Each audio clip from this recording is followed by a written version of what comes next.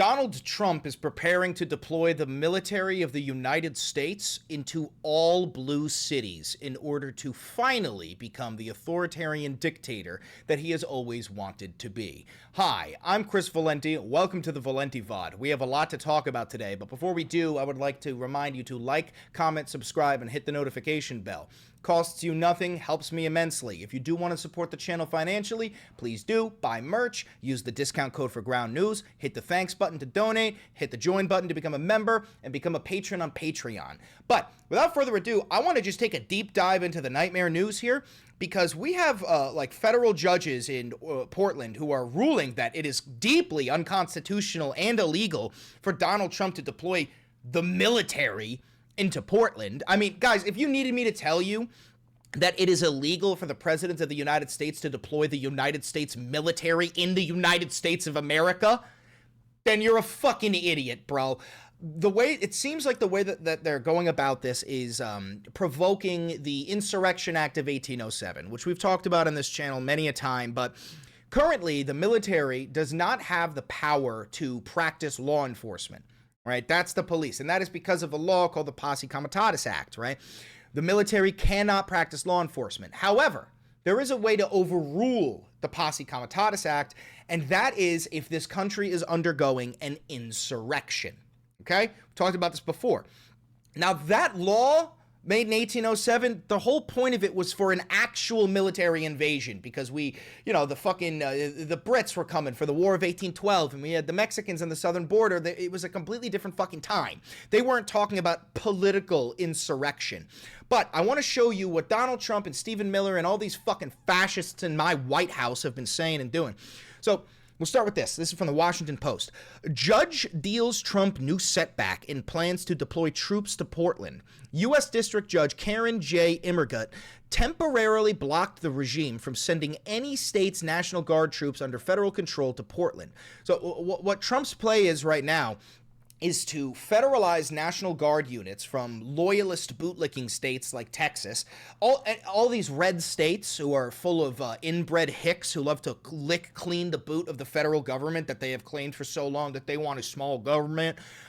Those red states, they're going to have their National Guards federalized by the Fuhrer, and he wants to invade blue states with the National Guard from red states. There's also one other thing, which is the Trump regime plans to send special forces to Portland. This is from leaked. Where is it? Yeah, there was a leak that came out where Stephen Miller was requesting special forces in Portland. He was requesting the special forces be sent into Portland. We're talking about the the 82nd Airborne. We're talking about like the fucking people that we sent to hunt bin Laden. Okay, here it is. Look at this. Fuck you, I'm not paying for your fucking article. White House official inadvertently reveals plans to send elite army unit into Portland.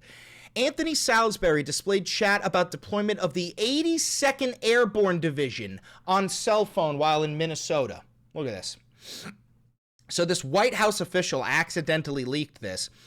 He's a top deputy to Joseph Goebbels, or Stephen Miller. But he said, quote, where is it? Between you and I think Pete just wants the top cover from the boss if anything goes sideways with the troops there. He wrote that Hegseth would prefer to send in the National Guard due to potential backlash. Quote, 82nd is like our top-tier reaction force for abroad, so it will cause a lot of headlines, probably why he wants POTUS to tell him to do it.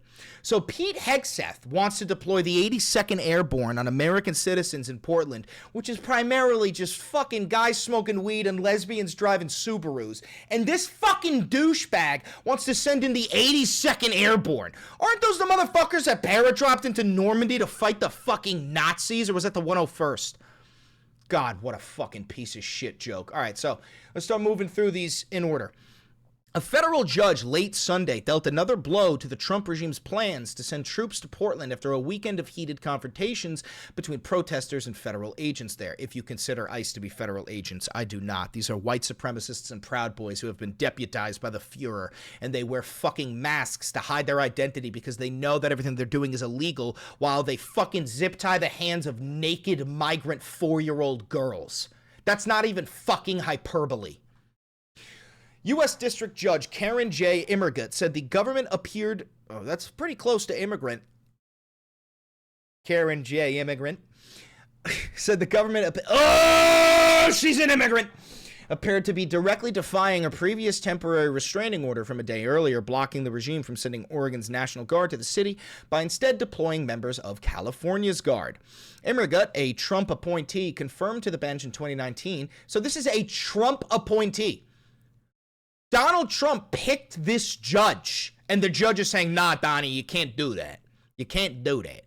The decision came after California Governor Gavin Newsom joined a lawsuit filed by Oregon as the Pentagon confirmed that Trump ordered about 200 National Guard members to be reassigned from California. Oregon Governor Tina Kotek said later Sunday about 100 had arrived and were sent to a camp operated by the Oregon Military Department. Jesus fucking Christ. It is up to us and the courts to hold him accountable. So, a federal court rules that what Trump is doing in Portland is illegal. So what does Stephen Miller do? He posts this. Herr Goebbels posts, legal insurrection. The president is the commander-in-chief of the armed forces, not an Oregon judge. Portland and Oregon law enforcement, at the direction of local leaders, have refused to aid ICE officers facing relentless terrorist assaults and threats to life. There are more local law enforcement officers in Oregon than there are guns and badges in the FBI nationwide. This is an organized terrorist attack on the federal government and its officers. And the deployment of the troops is an absolute necessity to defend our personnel, our laws, our government, public order, and the republic itself. Legal insurrection. Now that is purposeful word choice. Reason being is what I told you earlier. The Insurrection Act of 1807 is the U.S. federal law that empowers the President of the United States to nationally deploy the United States military and to federalize the National Guard units of the individual states in specific circumstances, such as the suppression of civil disorder, of insurrection. Now, here's the definition of rebellion is an uprising that resists and organizes against one's government, okay? And of armed rebellion of the federal government. The Insurrection Act provides a statutory exemption to the Posse Comitatus Act. Now, Posse Comitatus is a United States federal law signed on June 18th by President Rutherford B. Hayes. It limits the use of federal military personnel to enforce domestic law. So this is the Trump regime's attempt of nationwide martial law. Nationwide martial law. This is what they're doing. They are going to invoke the Insurrection Act at some point, and they're going to declare that anybody and everybody who protests ICE and the National Guard, they are all terrorists and they will all be rounded up. That is, unironically, the plan. Thank you for the $10, X Young Oxy. So, I want to show you what stuff like this leads to. This is the house of a South Carolina judge who ruled against the Trump regime's illegal actions. This is breaking news as of today. This woman was having a party. Her husband was in the house. There was many people in the house. And out of nowhere, some accelerant starts to burn the fucking house down. And this is because the right wing of the United States of America are violent terrorists, okay?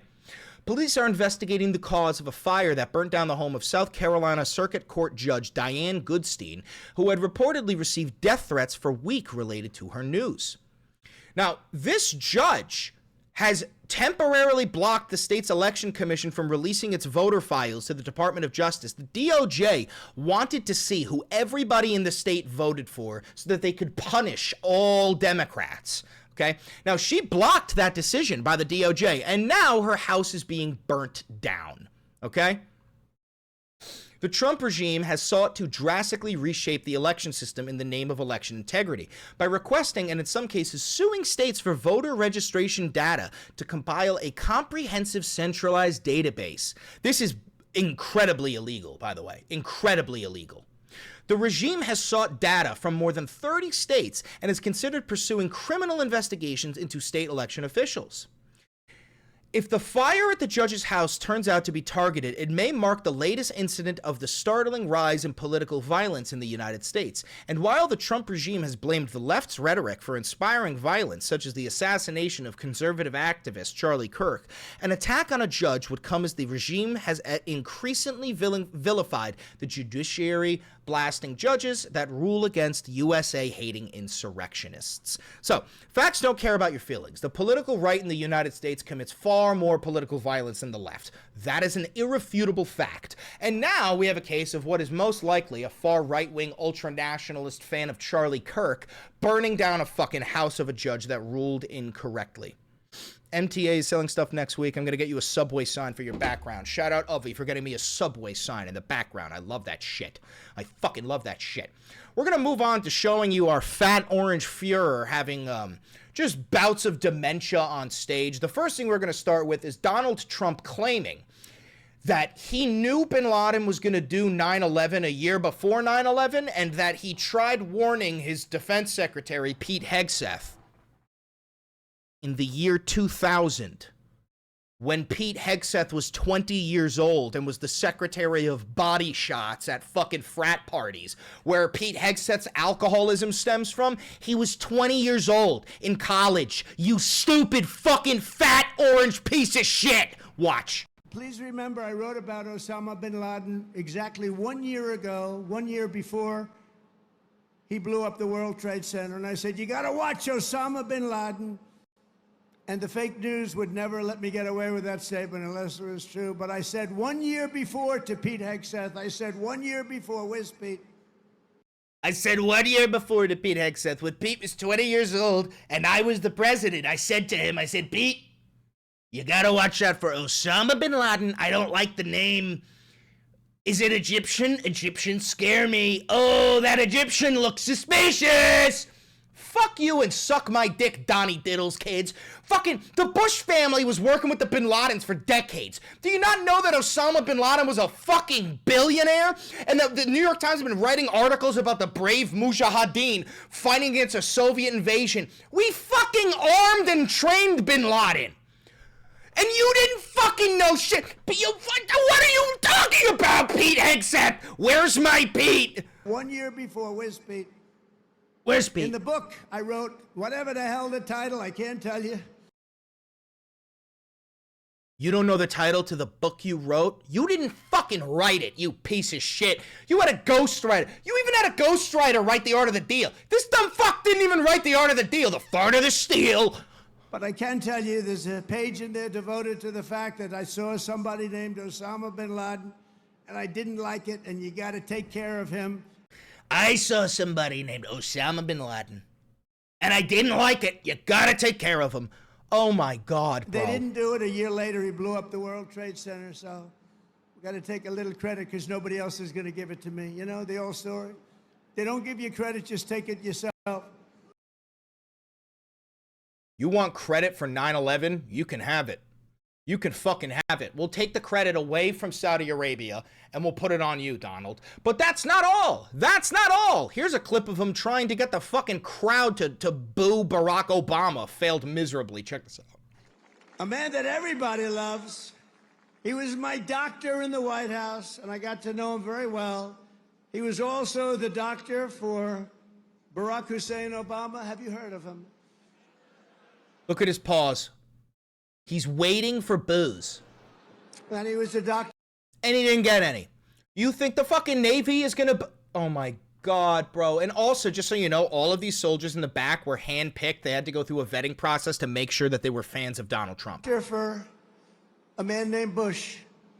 And at a press conference, they asked him, who's in the best shape? Who's the healthiest? Who's the strongest?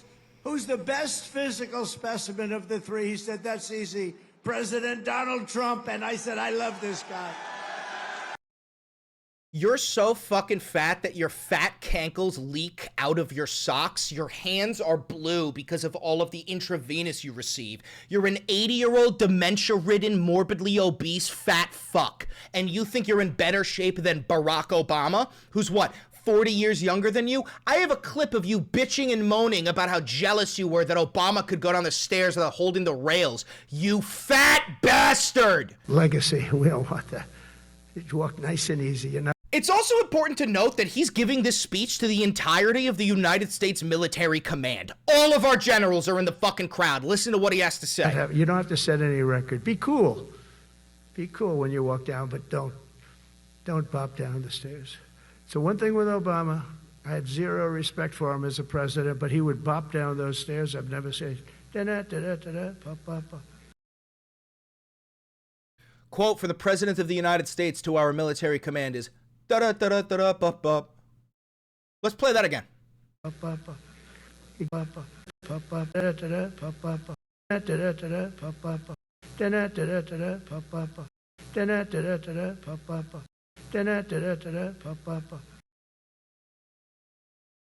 Hey, MAGA, is this your big, strong leader? Is this the big, strong leader? He's gonna end all the wars, and I'm gonna get a $5,000 check in the mail. We're gonna take all the money from U.S.A. ID, and every American is gonna receive a check. You fucking inbred dipshit. Play it again.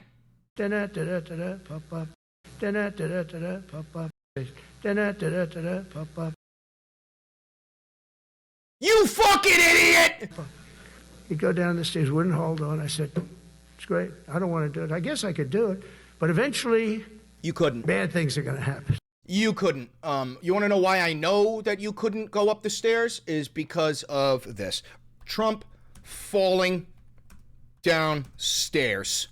One of my favorite fucking videos is watching this fat bastard fall. Get fucked! Play it again. Get fucked! Love it. Love to see it. All right, moving on to Trump truth. Look at this. Look at this. Ready? There have been very positive discussions with Hamas and countries from all over the world, Arab, Muslim, and everyone else. What? Arab and Muslim? God, you're stupid. This weekend to release the hostages, end the war in Gaza, but most importantly, finally have long-sought peace in the Middle East. These talks have been very successful and proceeding rapidly. The technical teams will meet again Monday in Egypt. Cairo, Egypt. Yo. Mark my fucking words. Israel bombs Cairo. Gonna be a fucking headline. Is today Monday? Is today the day? Mark my fucking words, boys. Those Hamas negotiators in Cairo, some fucking bomb is gonna hit Egypt. Guaranteed. No shot in a million fucking years Israel would agree to any peace deal that doesn't include, give us all the surviving members of Hamas. We want every last surviving member of Hamas. This war cannot end until they are fully exterminated. Guaranteed. Let's keep reading. The technical teams will meet again Monday in Egypt to work through and clarify the final details. I am told that the first phase should be completed this week, and I am asking everyone to move fast. I will continue to monitor this centuries-old conflict. Time is of the essence, or massive bloodshed will follow, something that nobody wants to see. So that's not a threat to Israel. Donald Trump would never in a million years have the balls to retaliate toward any sort of illegal Israel action. So what he's saying, essentially, is Hamas, if you do not agree to this deal, we are going to bomb the ever-loving fuck out of you. The thing is, Hamas is used to that, bro. Israel has defied every single ceasefire, every single peace deal. Israel does not want peace. Israel does not want the hostages back because having the hostages over there, having an act of war, gives Netanyahu the validity to stay as the dictator of Israel. As soon as there's no battle to fight, his fucking people will throw him out. Thank you for the $5 happy birthday wish. Do you think America will have its own Tiananmen Square? Yes, eventually. Dude, when you send in the military to every single fucking city in order to quell the protests, eventually some trigger-happy fucking Marine is going to pull the trigger. Or some protester is going to have enough and bring their own gun. You live in the United States of America. There's more guns than people. We're all fucking mentally ill. All right, we're going to move on to some TikTok news. So Larry Ellison, the new owner of TikTok, it turns out that he vetted Marco Rubio for fealty to Israel back when Marco Rubio was running for president. And we actually have screenshots of the emails. So these emails are between, what the fuck is the guy's name? Rob something? Where is it? I want to see it. So Larry Ellison, by the way, has been on and off the richest man in the world. He competes with Elon Musk, but he's probably going to end up wealthier than Elon Musk because Elon Musk is a fucking dumbass piece of shit. But all right, so let's go through this. So Ron Prosor, I believe, is an Israeli agent. So email from Ron to Larry Ellison. Hi, Larry. Please send me his speech. Thanks. So this is about Marco Rubio's speech before he gives it, okay? Now it's from Israel to Larry Ellison. Larry, hi. I really enjoyed spending the afternoon and evening with you. Time flies with you. Thanks. Big hug. Now from Larry to Israel. I had a great time too, Ron. I'm looking forward to next time. P.S. I'll tell you how dinner goes with Senator Rubio. Israel to Larry Ellison. How was your conversation with Marco Rubio? Did he pass your scrutiny? Did you have a chance to talk about Israel? Would love to chat. Big hug and thank you again for a wonderful evening. And then the last one here from Larry to Ron. Hi, Ron. Great meeting with Marco Rubio. I set him up to meet with Tony Blair. If you don't know, Tony Blair is the new owner of Gaza. Marco will be a great friend for Israel. You don't have American politicians. You have Israeli politicians embedded in the United States of America, such as baby back bitch shrimp dick fucking loser Marco Rubio. By the way, you're fucking balding, you 5 foot nothing fucking loser. Get on your hands and knees and throat my cock, Marco Rubio. You're such a fucking rat bitch. So, Israel has embedded itself in the United States of America. They have taken over TikTok. Now they're going for X. They own Marco Rubio. They own the fucking United States of America. It never ends. It never fucking ends with Israel. It never fucking ends. Speaking of Israel, Supreme Court has rejected appeal from Ghislaine Maxwell. That's a good sign. Problem is, Donald Trump does not respect the Supreme Court. We know this because it was a 9-0 Supreme Court unanimous decision to facilitate the return of Kilmar Abrego Garcia, and Donald Trump said, fuck you, I ain't doing it.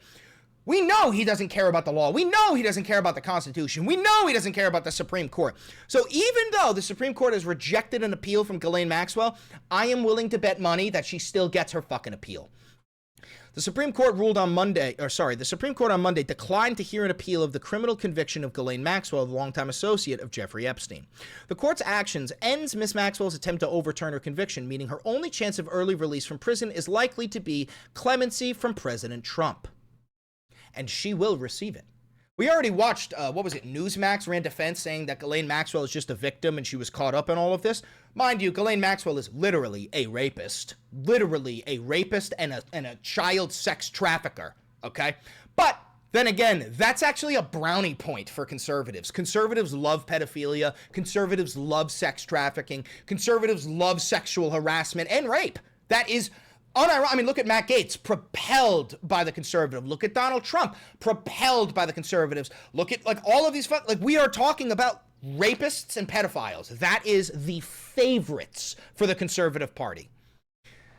Federal prosecutors have opposed her release. The justices considered her appeal at their so-called long conference, a meeting before the start of the new court term where they discussed the new cases that they might add to their docket. Unfucking believable. Now we're going to close off with one final nightmare news.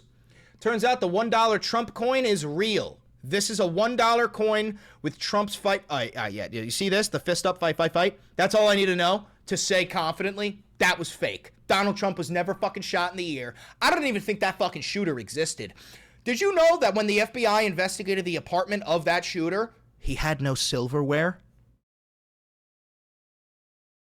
You know what that tells me? That tells me that apartment was owned by fucking Palantir. And they were like, quickly, we got to put together an apartment to look like this fucking guy lived here. And they forgot the fucking silverware. When the cops are in there and they're going, this is weird, there's no fucking silverware here. I bet you some CIA agent goes, oh my God, we forgot silverware. Who the fuck doesn't own silverware? Who the fuck doesn't own silverware? This is all the confirmation I needed. But they're putting Trump on a fucking $1 coin. You know what's next? They're going to put Trump in the fucking Mount Rushmore, which means we need tannerite. That's a joke. That's a joke. I'm not serious. But, like, dead ass, we're praising this guy like he's a fucking king. Meanwhile, he's just disemboweling the democratic institutions that we hold so dear. No coin issued under this subsection may bear the image of a living former or current president or any deceased former president during the 2 year following the date of the death of that president. Oh, okay, so we're just breaking the law. Great, great. In anticipation of America's 250th anniversary, Congress passed the Circulating Collectible Coin Redesign Act, which allows the U.S. Treasury to mint special $1 coins to celebrate the event. The act says that the Treasury Secretary may, quote, mint for issuance during the 1 year period beginning on January 1st, 2026. That's unfucking believable. It's unfucking believable. We're just defying all of our rules and regulations because bootlicking inbred MAGA fucking losers are obsessed with their big, brave, humble leader, Donald. Fuck you, you fucking fascist. That's all I got for you today. It's my birthday. I'm going to take the rest of the day off. I'm going to relax. I'm going to get stupid fucking high. Thank you very much for tuning into the Valenti VOD. Don't forget to like, comment, subscribe, hit the notification bell. It costs you nothing. And do me one last favor. Click that video over there. It's a banger. And I know bangers.